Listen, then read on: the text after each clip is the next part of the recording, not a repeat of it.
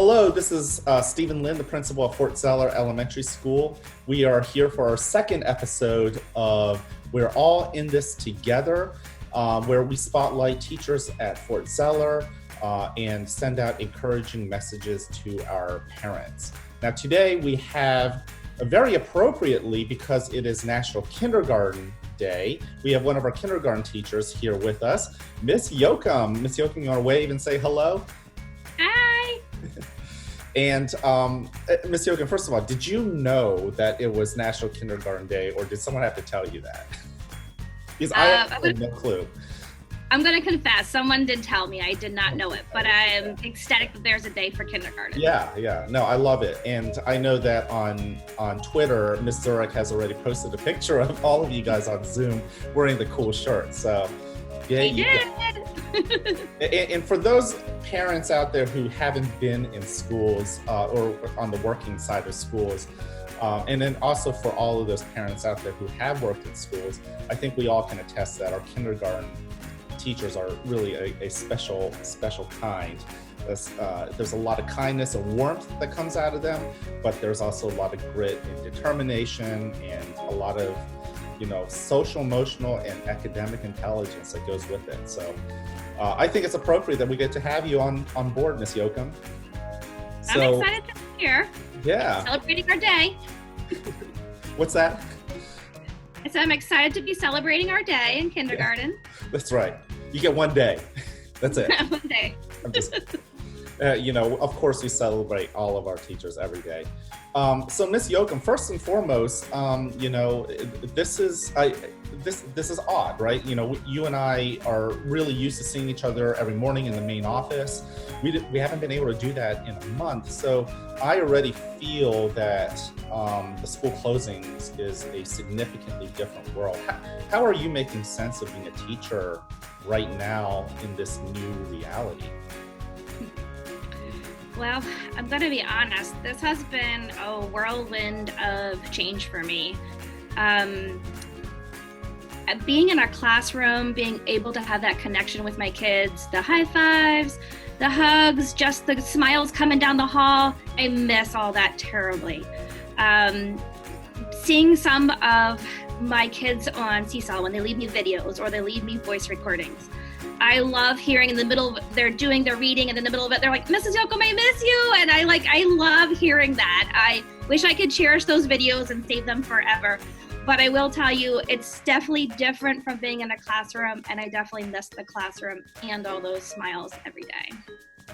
So I think a common theme with a lot of our teachers is how much we miss the actual physical and social interaction with the kids.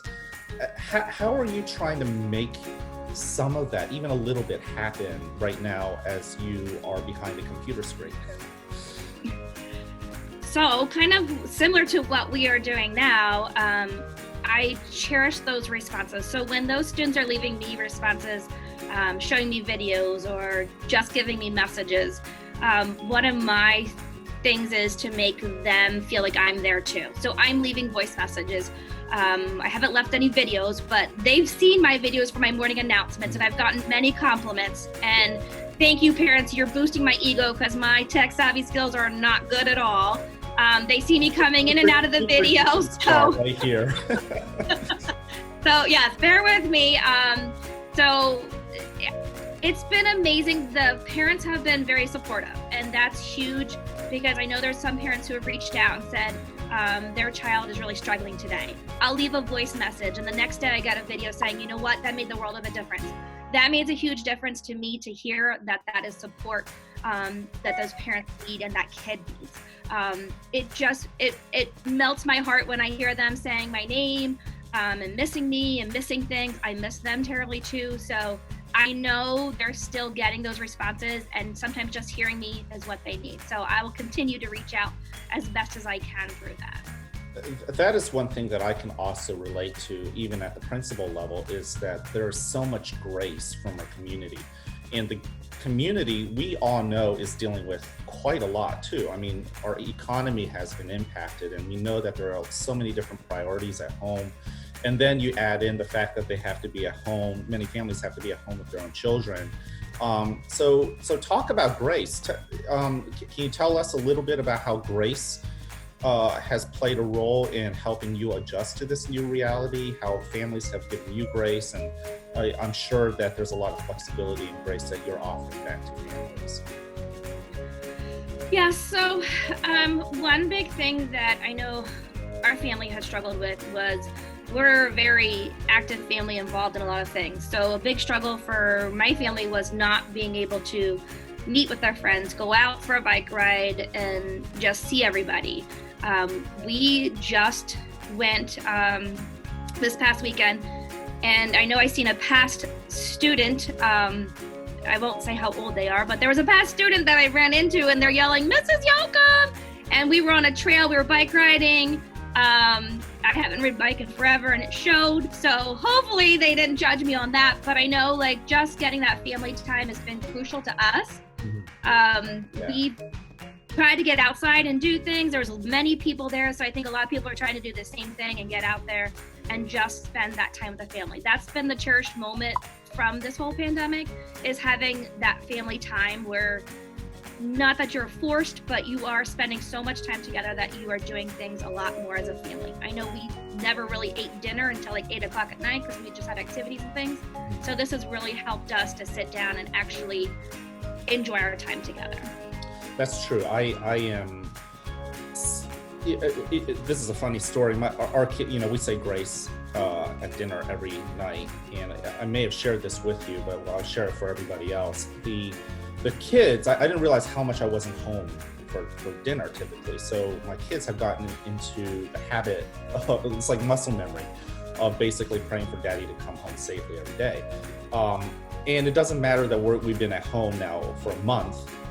More than that, the muscle memory still kicks in. I'm sitting right next to my boys, and they're still praying for me to come home safely. And I'm like nudging them, I'm here. So yeah, you're right. I think those small things that maybe we didn't take for granted before, we definitely take for granted now, which kind of speaks to you as a working mom. I mean, you are a mom of school-age kids. How is that working out for you guys? And are there moments of frustration? Which is real, that's real life. Yes, so I have two boys. They are in 5th grade and 1st grade. And it was a struggle at first, I'm not gonna lie. We had struggles, we still have struggles. In fact, this morning, the oldest one came down and he's about in tears. He's like, I just don't know what to do. And I said, here's what we're gonna do. And this is what I've been trying to tell them. We need to take a pause. We're gonna pause, we're gonna put this aside, and we're gonna revisit it later. After lunch, we'll come back, we'll look at it again, and so see what we can do. If we don't know what we're doing, then let's see what we can find out to help us. And that has been my big thing. Both my boys are on different platforms. One has Schoology, one has Seesaw. So the oldest one who's on Schoology, that is something I had to learn real hard what to do. So that has been a struggle for that. He at first was doing really well. He's in 5th grade. I thought he could do a great job. And then I went back and rechecked, and I'm like, did you look over this? And he was kind of rushing through, so no. So we had to step back. We had to go back and look at what's the best way for us to do this. What do you need? Do you need me here to remind you of what you need to do?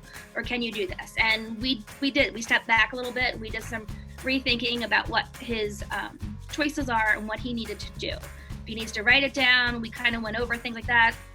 I said, if it's too hard on the computer, write things down, take notes, if that's what you need to do. So he had to revamp what he was doing. And we kind of looked at that. Now the youngest is using Seesaw, so that forced me to be a better teacher, but also to see the student perspective of Seesaw and see some of those struggles. So when I have some of my parents asking me, I'm not seeing this, or I don't know what to do here, that has helped me to see the other perspective as well, and also kind of help them through. So it's been a struggle, and it still struggles. We're not over the struggles, but it's definitely, we're getting through some of those loopholes as well. Oh, absolutely. Well, first of all, many of our families are also dealing with 2 platforms. Obviously, at the older grades here in Elko, they're also using Schoology. And at our level, at the kindergarten to 2nd grade level, we're using Seesaw. And as families have kids in different grade levels, I'm sure that they are also navigating and juggling multiple platforms. So I think that also speaks to the fact that you and I are both parents of school-age kids, and that has also informed us of not just what we need to do as teachers, but also how do we try to support and relate to our parents out there in the community. So how's scheduling working? I mean, do you guys, like, we're on Zoom, and I was joking with Miss Kane in the last episode that I'm like a pitcher. I'm always like looking behind me, to second base and make sure that I don't have kids just running in through the door. Do you have little wonky little considerations that you've developed? We do. In fact, I wouldn't be surprised if you did see a flash of some little boy coming through here asking me a question. But it was a struggle at first. I'm not going to lie. At first, we tried to do too much. We all wanted to be on it. We all were trying to do it at the same time. And it was just overwhelming. We all were struggling and not doing well as far as being able to do our work and being kind. So we took a step back and we take little breaks. I will do some work like Zooming and things like that, working on my videos, and the boys will come down. And before they come down, they would start yelling and screaming. I could hear they were coming. Now they're kind of like inch into the picture and they're like, are you Zooming? Are you a video? And so I know it's been an adjustment for them. They've been a lot easier. I know the first couple weeks, my youngest would he'd throw the iPad down. He's like, I can't do this. I'm not doing this anymore. And I'm like, okay, well, let's work on this together. So there's definitely been some adjustments and periods where it wasn't looking good, but it's definitely doing much better. And I think they've come to the realization this is what it is. Mm-hmm. We're not going back to the classroom. We know that. So this is definitely something we have to adjust and learn to do. And we're still learning and adjusting, as most families are too. Yeah. I think when you assume what we call the growth mindset of we're just going to learn, and perfection is not what we're trying to get towards, but we're just trying to get better every day. I think it's actually good to bring a little bit of peace to your own heart and mind as a parent. So.